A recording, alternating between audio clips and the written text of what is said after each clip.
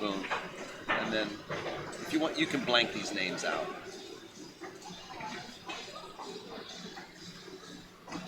There you go.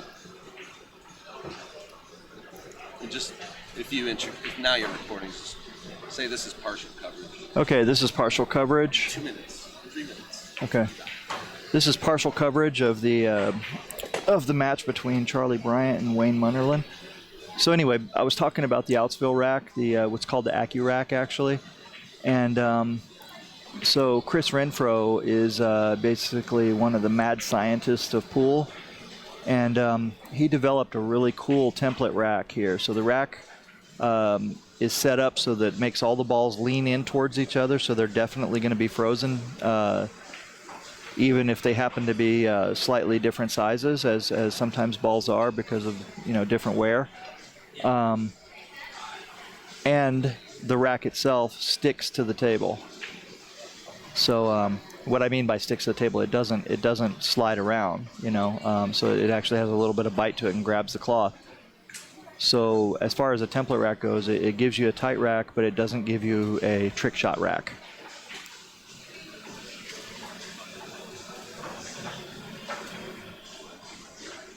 Heath, yes, they do work better than the Magic Rack. I know the guy who invented the Magic Rack. He's a customer of mine, and he gave the players what they wanted at the time. They wanted, players were always complaining about not getting a tight rack, and the Magic Rack provided that. The unintended consequence of the Magic Rack, however, with a plastic template was that it turned the whole rack into a trick shot, because players quickly figured out that the wing ball was essentially wired, because it moves, the whole rack moves down, and when the wing ball leaves the rack, it just heads straight to the corner. So basically, players that figured that out real quick, they started being able to put together a lot of racks, because it got really predictable as to what was going to happen.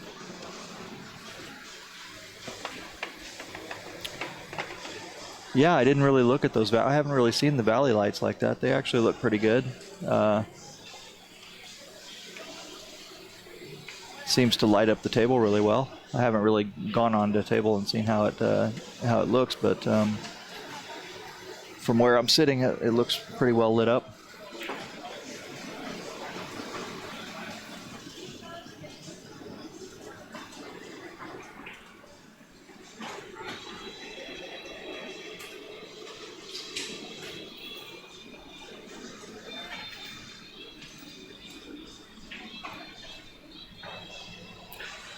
So Charlie Bryant to break. The score is 7-3.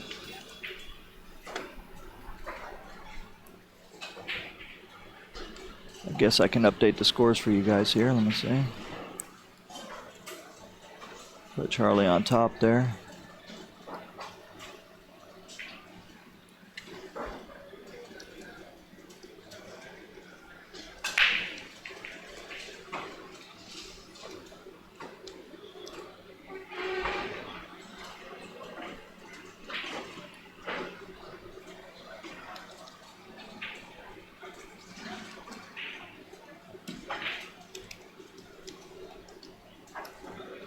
I hope I spelled Wayne's name right.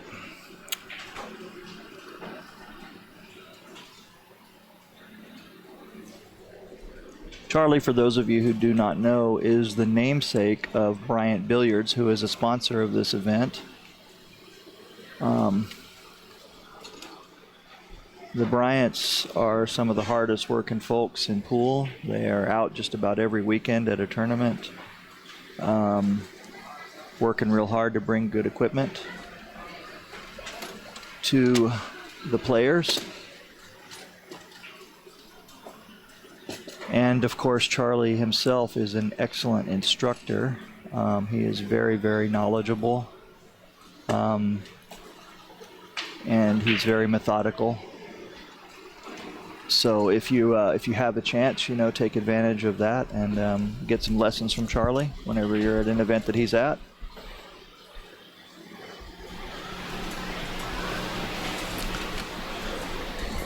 Oh, you managed to dial in the score there? Look at you. Oh, wow, the name even fits here. That's good. Oh, I didn't think that far ahead. Yeah, that's why I usually do an initial and the last name, you know. Oh, that's good. Thank you, John. You're welcome. Thank you for the drink. We're really, you know, it's really a treat to have, you know, we got our little trade show going on. It's cool. JB and Jerry Olivier and even Joe Salazar. He's got a great collection of cues. Do you know much about that? How long you known Joe? Oh, I've known Joe 20 years. Look at Mike over there strumming the guitar. Mike Massey's over there. He's playing guitar. Who's over there under the Bud Light sign? Well, looks like there's a lot of Bud Light signs. I see Joe over there. With the cases? Yeah, with the cases on the wall over there. I think that's also part of Mike's deal. None of which are JB cases, I see. I don't. We'll have to go talk to them. I don't know what he carries. No, I'm kidding. I don't know who that is. I was also unaware that you had dealer program. We do. Do you? We do sort of kind of have a dealer program, yeah. Okay. I tried to make it really official, and nobody really bought into it, so we're fairly selective about how we about the people that we take for dealers these days. Charlie just played an excellent safety on. It's Teddy? Wayne. No, Wayne. MUNNERLIN. I'm glad you figured out the gaffer's tape trick. I haven't spilled a drink in 5 years streaming because of gaffer's tape. We do something similar in our shop with glue. You know, we'll use rolls of tape like that to hold the glue pots down so that we don't inadvertently spill them. So Wayne actually, Charlie put him in a good spot there, and Wayne came around 3 rails and hit it. And good return. Yeah, he returned it. Charlie, I think, can see the whole ball, but not sure where he wants to go. It's like we have a little safety battle on our hands. I think what he would want to do here is maybe thin it to kind of bank it up under the 4 and bring the cue ball around 2 rails and bring the cue ball under the 2. Bring the 1 ball under the 2 and bring the cue ball around 2 rails behind the 4. I think that's a good call, John. But I don't know if he likes the angle for that. See? He's doubling the distance here, I think.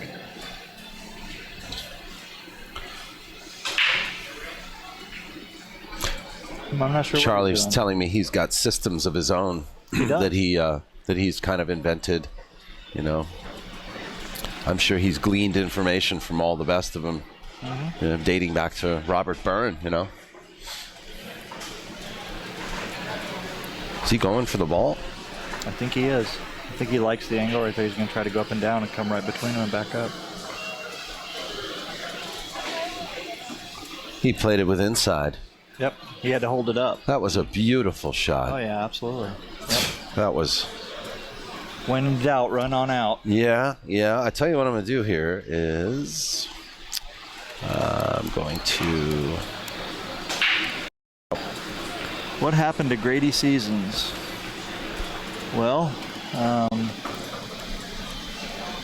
I believe when Vince arrived on the scene, he kind of just took over as the #1 money player when people figured out, after they figured out they were being hustled. Hopefully you guys will, be able to appreciate that angle a little better. Now we're a little bit more close up on the table. You can see what's going on. Oh, that's pretty cool. The camera moves a little. You got okay. It's a digital zoom that we were able to create.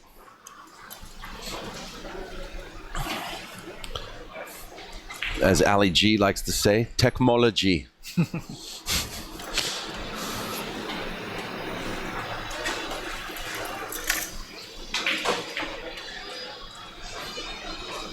What do we got left? It looks like we got about 15 minutes left on the matching programming. Yeah, once again, if you are just joining us, I'm sitting here with John Barton of JB Cases, and he has graciously offered a promotion that if you donate $20, or why don't you go ahead and rattle it off and I'll...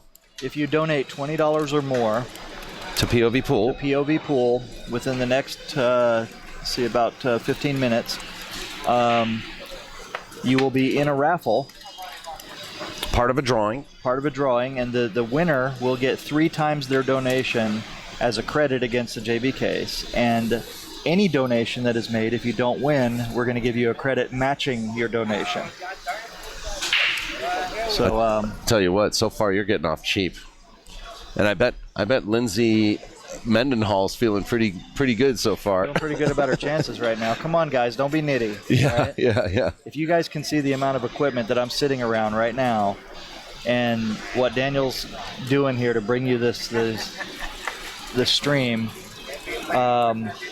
you know, come off a couple bucks here. You know, I mean, all of us are pool players. All of us know that we've you know, flipped off $20 without even thinking about it many times every week when we're in the pool room. So give it to a good cause. So Charlie ran that out 8-3 now. And if you notice on that, as far as the game goes, that was a really good lesson.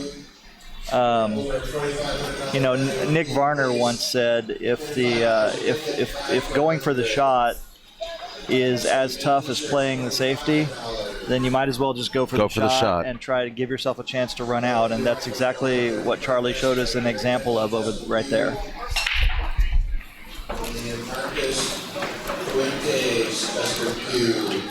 Tickets are 1 for 5, 3 for 10, and 7 for 20.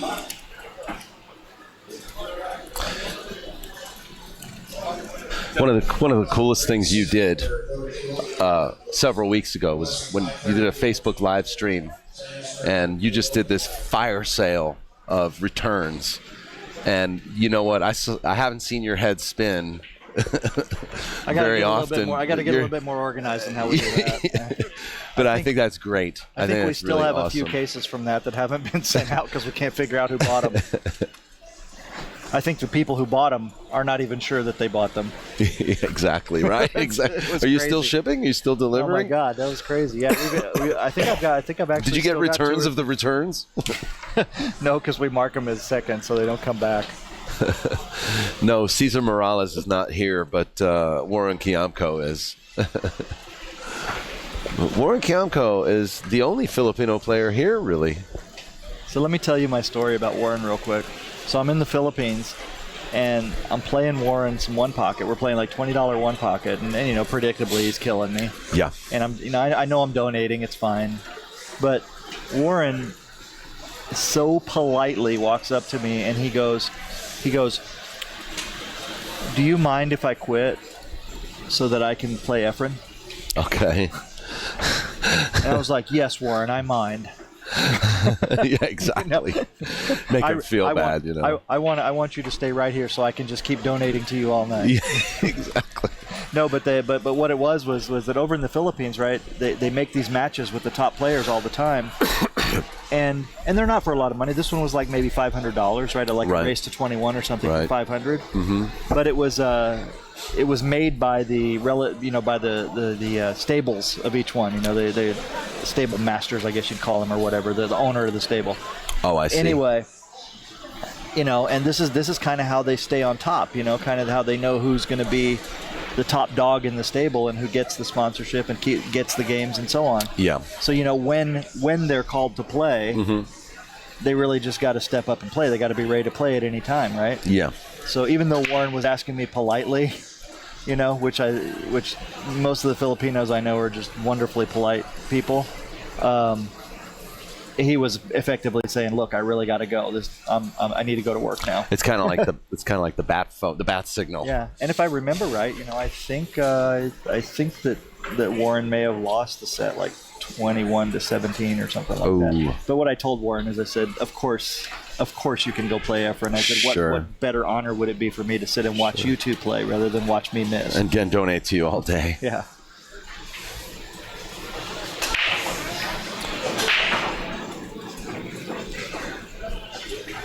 Yeah, Dennis Ocolio, Roberto Gomez, and Warren Kiamco, they called me up and said, "Hey, can you buy us into the Andy Mercer?" So here I am. I'm like, I got my last $400 in my pocket. I'm rushing to the Rum Runner, And I'm thinking, well, wait a minute, it's $200 entry each. Like, how, you know, I had a guy front me $200 just so that I could buy them in, you know, all three of them. And lo and behold, they come to the Andy Mercer, and they came in first, second, and third. Oh, wow. Dennis, Warren, Roberto. Did they jelly you up for that? I got a little jelly. That's good. But I think the guy that bought them in the Calcutta sort of resisted that, you know. Really? Yeah. God, man, people in pool can be so nitty sometimes. I mean, I hate to say it, but that's the way it is. There's such a lot of good people in this game, but there's so many people that are nitty too.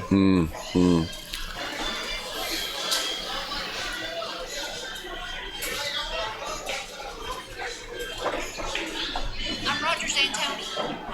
You're Roger's Aunt. Oh, hi, Aunt Tony. How are you? Roger's Aunt Tony just came in. You know, we are starting a match now on the feature table, and we will toggle over to it as soon as as this match is over. But this one is so close to finishing that I would like to show you the end of this match. Charlie's on the hill. Yeah. So. And this is a one-loss match, if I'm not mistaken. Roger Sen.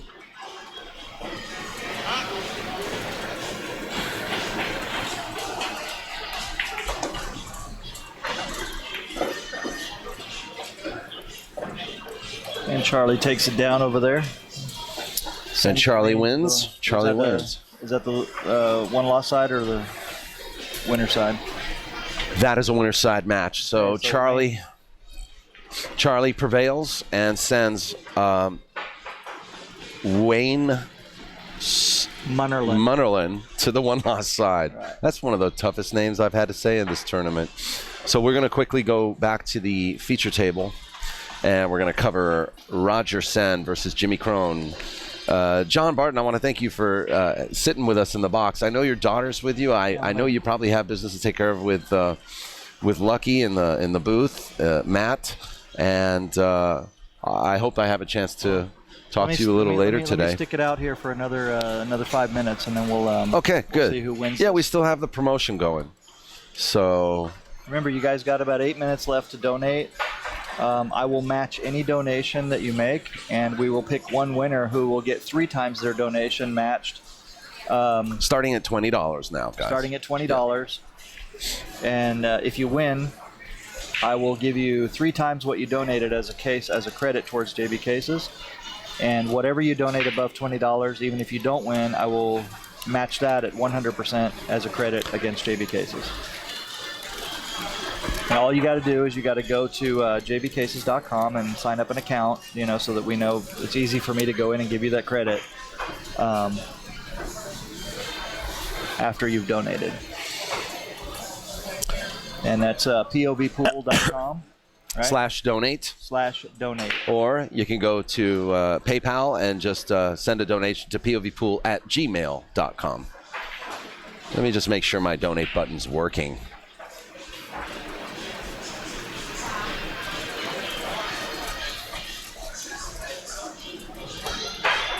Yes, it's still working.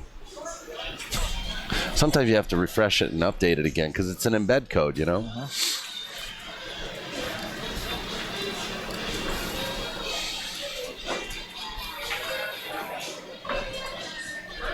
Every little bit helps. I mean, these streams are free, you know? Nobody's paying to watch these events.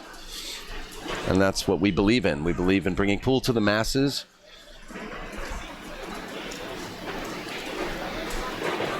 Chip in, folks, or someday it won't be here. Yeah, trust me. I've thought about retiring many times this year. Listen, if you guys out there think that these streamers are making a lot of money, they're not. You know, they're not. So they do this way more for the love of the game than they do for making a living. Mm-hmm, mm-hmm. Or just at least I have faith in the sport. That's what that's why I do it.